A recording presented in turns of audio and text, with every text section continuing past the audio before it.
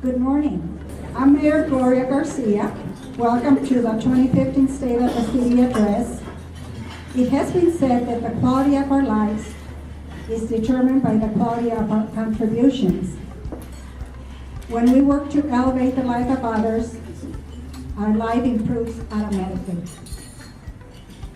It is in this spirit that elevating the quality of life in Victorville became the underlying theme of the plan adopted by our City Council during the first strategic planning session held last year. So what did elevating the quality of life means to us?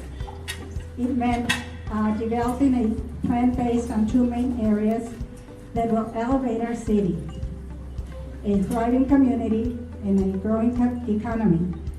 To successfully elevate the quality of life, a community needs both community development and economic development. Community development, first and foremost, means a safer community. It means a cleaner and prettier community, and it means better public support and trust. In the area of economic development, our team decided to focus on higher value residential, better paying jobs, and a fiscally strong city government.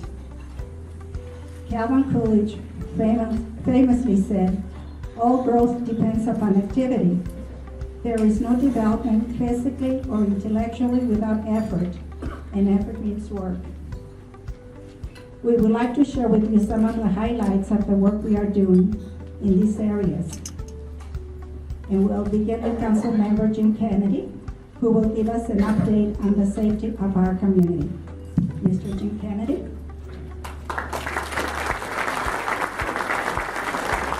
Thank you, Madam Mayor.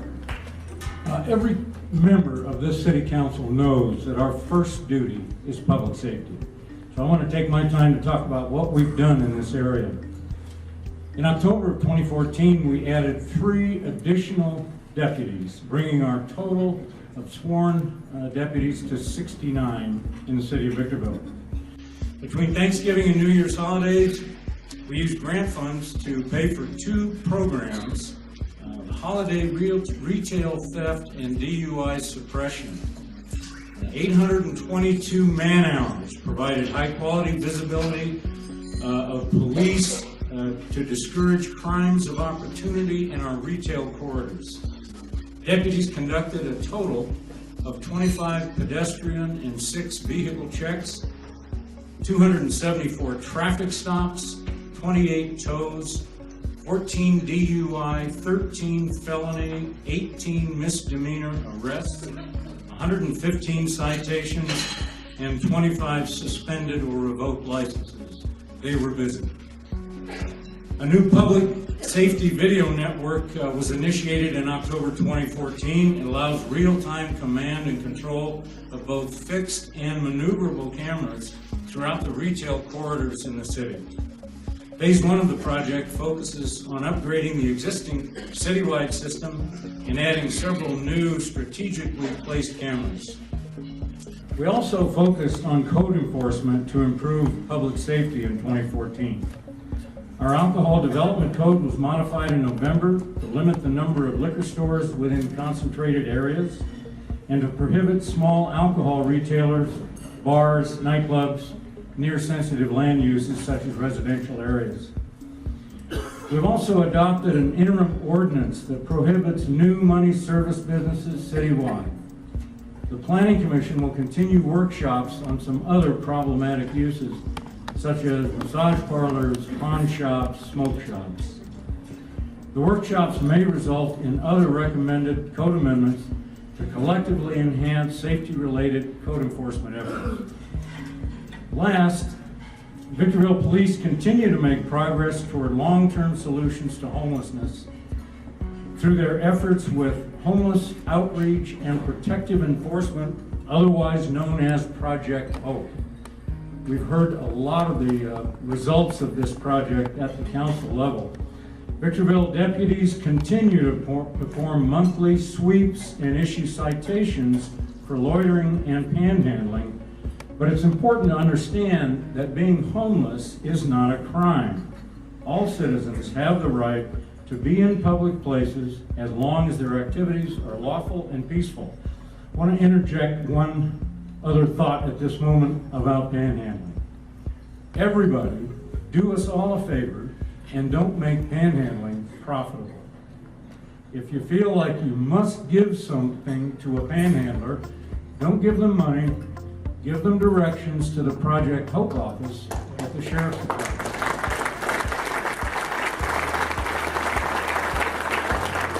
If they are truly in need, they'll get help they need from that project. The worst thing we can do for panhandling is to give money.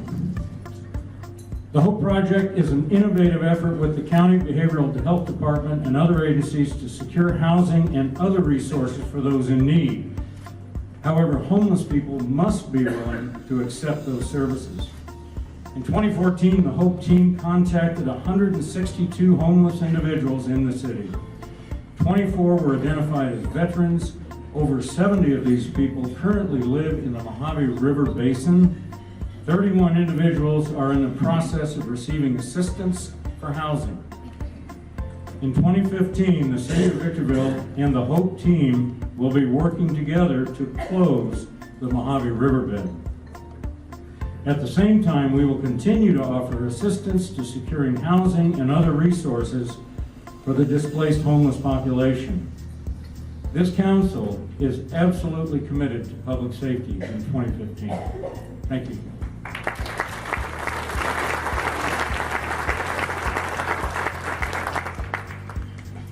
Thank you, Mr. Kennedy. There is an old African proverb that says, the best time to plant a tree was 20 years ago. The second best time is now. We have begun this process and working toward our goal of making Victorville a cleaner and prettier community with higher value residential. To tell you more about that, here is Council Member Ryan McCochran. Good morning. Do you have any New England Patriot fans in the room? Well, we have one over here. I have to point him out. He's actually wearing a jersey this morning. Yeah, there you go. Now, next year Denver will be there, so I don't mind. In October 2014, a focus group meeting was conducted with single-family residence design guidelines and development standards as our top priority. The focus group included representatives from the City Council, the Planning Commission, city staff, the building industry, and the public. In January, the City Council held a public hearing for an ordinance outlining the guidelines and standards resulting from the focus group efforts, projected to become effective this March. These guidelines and standards will affect all new single-family developments and focus on the inherent value and private ownership of properties in Victorville, emphasizing communities that promote neighborly development, improving front porch standards, which increase surveillance of the streetscape in front of your house, de-emphasize garages so they're not the major thing you see when you look at the front of the house, orient active living spaces towards the street. This will also encourage a variety of floor plans and building elevations, so what you don't see is some sort of cookie cutter look on any given street. We are establishing new landscaping standards for yards and local streets. Combined with the landscape development standards that became effective this month, these guidelines and standards clarify requirements so code enforcement can properly address these going forward. As well, in 2014, we went into residential proactive code enforcement. Most of you may know that prior to this, we were very reactive.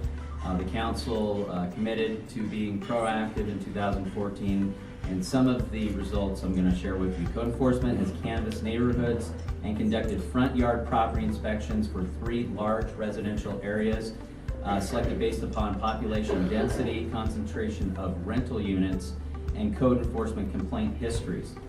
Initial notices were not punitive, but informed occupants of items that were violating our codes.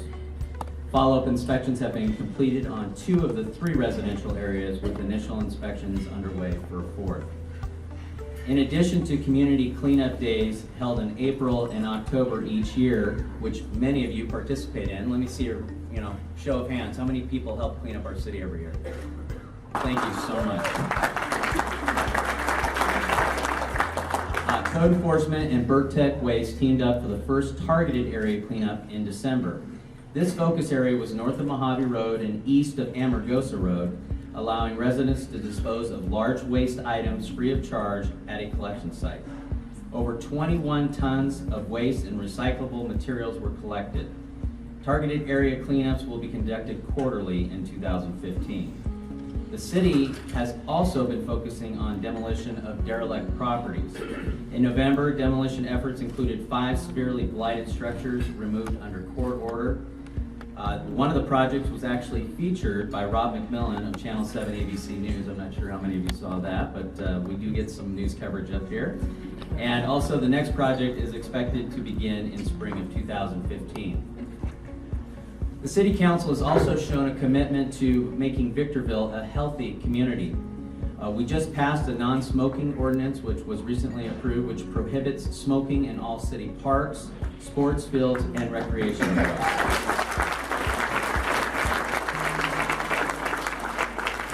And we appreciate all the hospitals in the room. They were very supportive of our efforts in that regard. We are also bringing positive choices and healthier businesses to the city. We have 3 new gyms in Victorville, believe it or not: In Shape Health Club, Planet Fitness, and Be Fit Personal Training Center, as well as World Gym moved and expanded. So how many of you are a member of at least one of those gyms in here? All right, you're getting healthy. We're glad to see that. We also have a Waba Grill, which is under construction at the Desert Sky Plaza on Civic Drive and Roy Rogers Drive. As well, recreational activities like Run in the Park and disc golf tournaments are also helping emphasize the importance of fitness in Victorville. As we put better controls in place to improve our city, working with the building industry and citizenry is bound to make Victorville a cleaner and prettier community that will add value to residential properties in 2015. Thank you.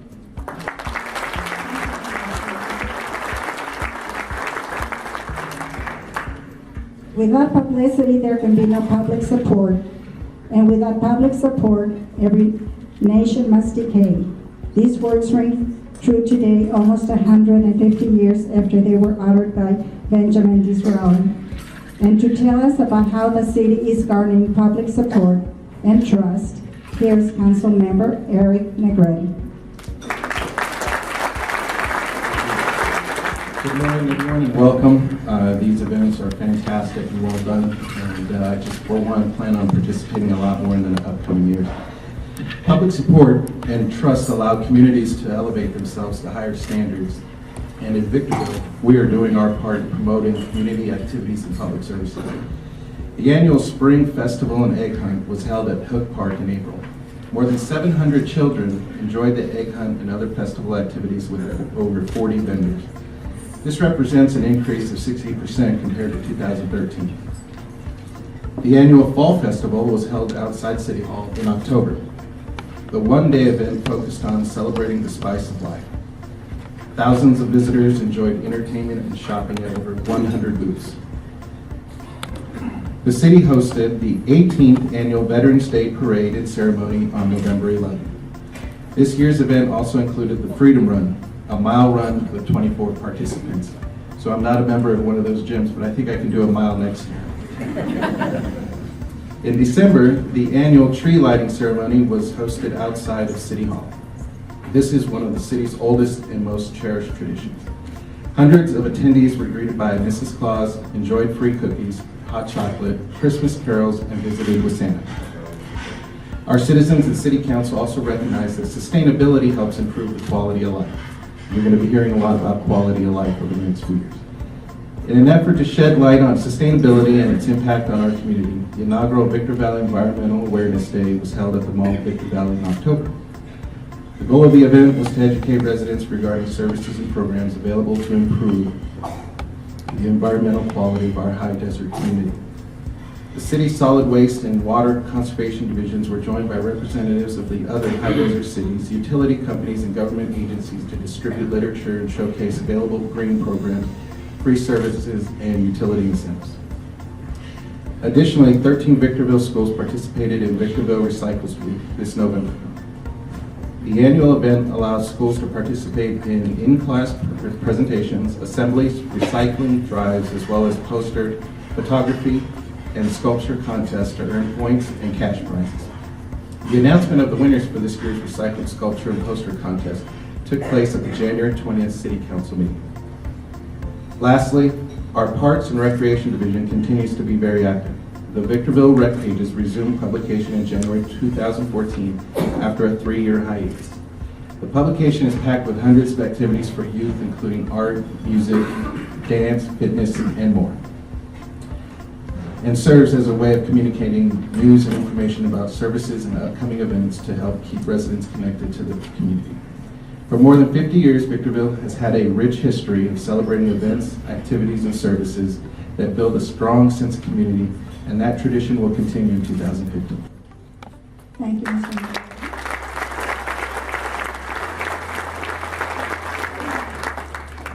Mayor. As Benjamin Franklin so eloquently put, without continued growth and progress, such words as improvement, achievement, and success have no meaning.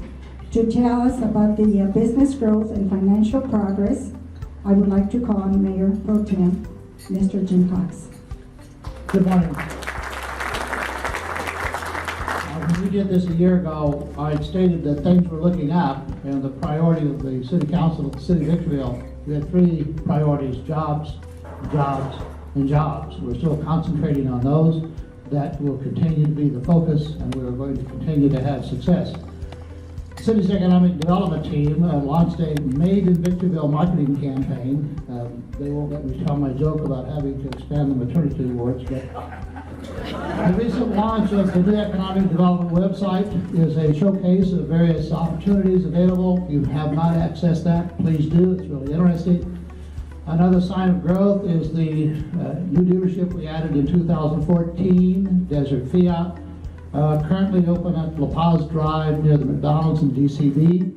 Another notable addition for the benefit of the whole valley is Park University at Victor Valley College.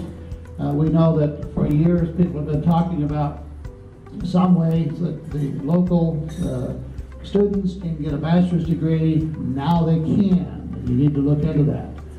We've had numerous expansions, numerous new stores, restaurants opened in 2014, and not all of those bring higher paying jobs, but they do bring jobs. It takes everything from the lowest paid to the highest paid to make the community work, and while we concentrate on higher paying jobs, we do everything we can to create jobs and put as many people to work as we possibly can. Some of those new developments, the Crossroads Shopping Center at 395 and Palmdale Road, and if you haven't seen that, please do. You'll be surprised at the new stores that are there. They're continuing to build and they're continuing to grow. New restaurants such as Steak and Shake, the Tilted Kilt. Every time I've been there, I think the whole valley is there. And Renee Allen's Mac and Cheese and more. Charlotte Ruth's and Charlie's Philly Steak at the mall. Great place to eat, by the way. Large number of other businesses throughout the city. And you've read, I'm sure in the past, that we have no housing starts. 46 new single-family residence permits in 2014, 24 new houses completed, 20 under construction. We are continuing to grow, and we continue to support growth and development for the city. It is good for us, it's good for the valley. SCLA, a place that had a lot of interest and a lot of activity, and the city council does its best to continue expanding, and we do have a lot of jobs. Boeing conducted flight testing for a variety of aircraft through 2014, and for those people who have watched, you see all kinds of new aircraft flying in at that area, and right now we have customers including Air Canada, China Airlines, China Southern, Qantas, and so those are part of the activities that we're involved in with the airline industry. The painting is still occurring there, Leading Edge. It has included a newly manufactured Boeing aircraft delivered for customers such as Kenyan Airlines. They paint those, fly them in, paint them, fly them out. Leading Edge recently extended its lease at SCLA to continue satisfying the demand. We know that's going to continue in the future. Also, there's a lot of filming activity at SCLA. Southwest Airlines shot a commercial at SCLA. An episode of Motor Trend called Roadkill Shootout. I did not see that. That was filmed in August. And in December, SCLA hosted a reality television show called Germany's Top Model. We've had a lot of inquiry about that, but more inquiry about the music video that we shot with Rihanna. And I can't tell you anything about that because they wouldn't let me know she was there, but she was. In 2015, we're looking at a lot of activity that will continue to elevate our city. A multi-tenant building at Dunya Plaza near Lowe's and Roadhouse Grill is under construction. Planned tenants there include Michael's, Staples, Dollar Tree, and we don't know the rest, but I know they're working on it. Renovations are underway. A lot of excitement at the Ambassador Inn on Pondale Road, which will be changing to a Holiday Inn. Dickey's Barbecue Pit at the Desert Sky Plaza, that's at Civic and Roy Rogers Drive. A 170-bed skilled nursing facility at Winona and 11th. A new O'Reilly's Auto Parts. We've captured the automobile dealers. We're going to capture the auto parts too, I think. At Palmdale Road in Delgado, 2 builders are constructing new housing tracts in Victorville. One is currently building 4 model homes. The other has 16 homes under construction, and another building in the process of obtaining permits. So when they tell you that we don't support building houses in Victorville, statistics are different. Over the past 4 years, we've seen continuous growth, business choosing Victorville as their new homes. For 2015 and beyond, our council and staff are committed to continuing that trend because, as we have said, one of the most important things that we can deal with is creating jobs, jobs, and jobs. So coming up next, Mayor Garcia will give an overview of infrastructure projects completed in 2014 and those planned in 2015 and beyond. Thank you, Mr. Clark. The infrastructure and transportation network of our city is a vital part of thriving community. We have made strides in 2014 and we have planned for 2015 and beyond to further ease the pressure caused by traffic and road conditions. Here is a look at what we accomplished in 2014. Along La Mesa, new traffic signals were installed at Delgado Road, Elevado Road, and Pacoima Road at an approximate cost of $1,200,000. This was made possible by a grant from Congestion Mitigation and Air Quality and MDAQ-MD funding, and included a fiber optic interconnect from Nisqually Interchange to Amethyst Road. In an effort to make the intersection at Mojave Drive and Cobalt Road safer, a new traffic signal was installed near West Creek Elementary School at a cost of $443,000. The city was fortunate to receive a contribution of $150,000 from the Atlanta Elementary School District for this project.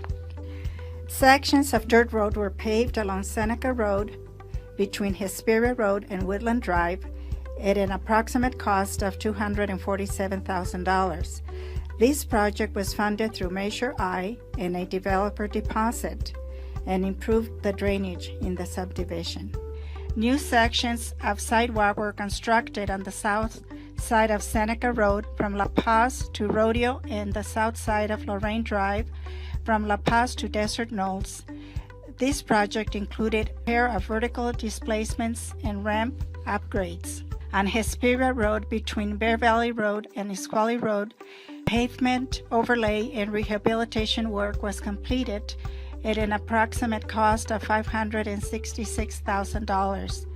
This part of Victorville sees heavy traffic during commute hours, and our citizens are noticing the improvement. Lastly, a reclaimed water main was installed from the industrial wastewater treatment plant to the High Desert Power Plant at a cost of $614,000. This will allow for reclaimed water service to the High Desert Power Plant and other customers at SCLA. We have made some progress toward improving the infrastructure in Victorville, but more needs to be done. Let's take a look at some of the upcoming projects in 2015, beginning with the repaving of Bear Valley Road from Junior Road to Amethyst Road.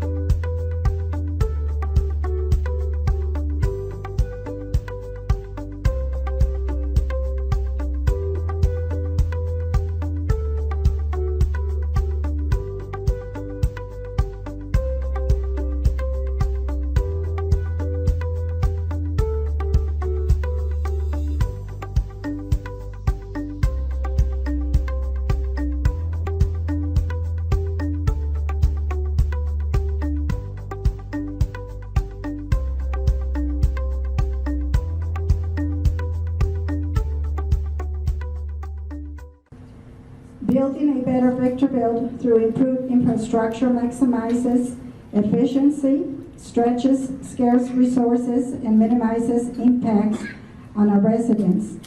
Looking beyond 2015, our city is determined to complete several new projects.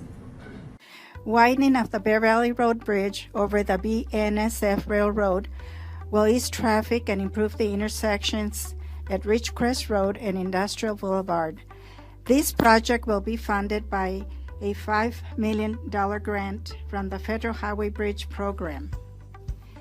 At an approximate cost of $1,200,000, a new traffic signal at La Mesa Road and Highway 395 will connect La Mesa Road on both sides of Highway 395 and provide turning lanes for traffic. Grants totaling $654,000 from the Federal Highway Safety Improvement Program will allow installation of 2 new traffic signals at Nisqually Road and First Avenue and Mojave Drive and East Trail. An ambitious yet smart long-term project on the table is the Green Tree Boulevard extension. At an approximate cost of $32 to $35 million, this project would add a new road between Hesperia Road, Ridgecrest Road, and Yates Road, with a new bridge over BNSF Railroad. With a distance of about 1 mile, the road would connect to Yates Road, widening and Yakaloma Bridge, currently under construction. The project would also widen the Green Tree and Hesperia Road intersection and add a new traffic signal at the Green Tree Boulevard, realigned Ridgecrest Road intersection. The right-of-way acquisition will begin in early 2015 with design work funded by a federal demonstration grant to be completed by mid-2016.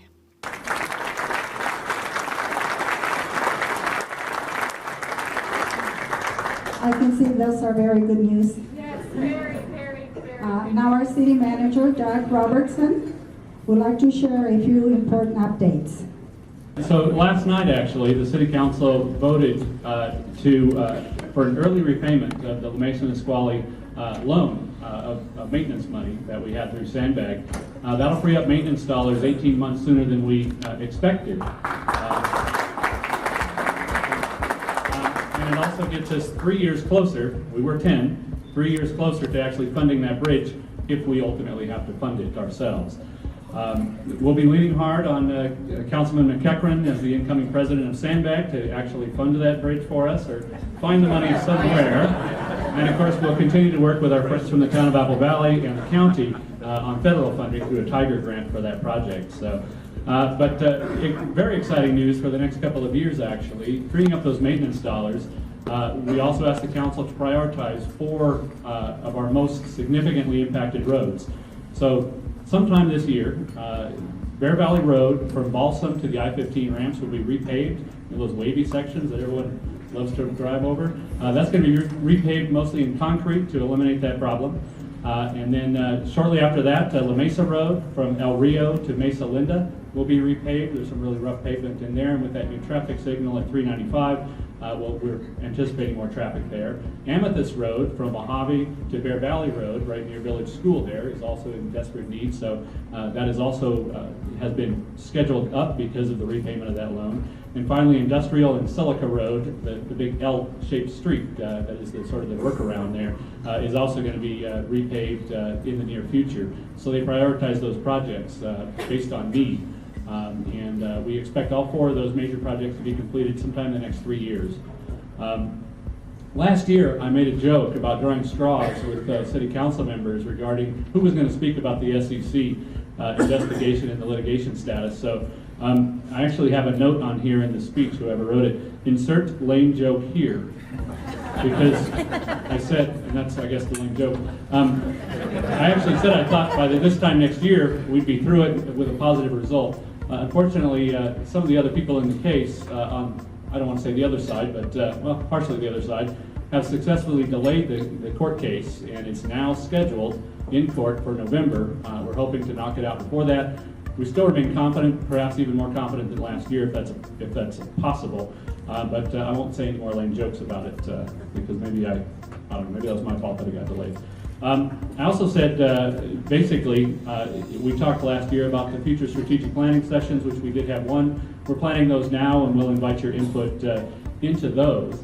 I would like to take just a moment as we conclude, before we get to the mayor's comments, final closing remarks, to thank Janelle Davidson from my staff and Sam Thapp from Sam Thapp Productions for putting together the PowerPoint presentation. Thank you, guys. And with that, I will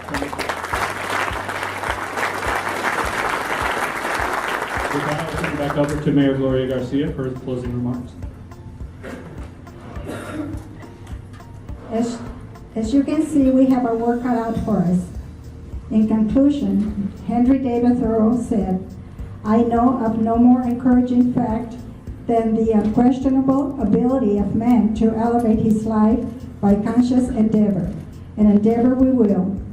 I would like to thank our city council, city manager, and staff for their commitment to our city. I would like to thank the Victor Valley Chamber of Commerce for giving us the opportunity to present the State of the City address today.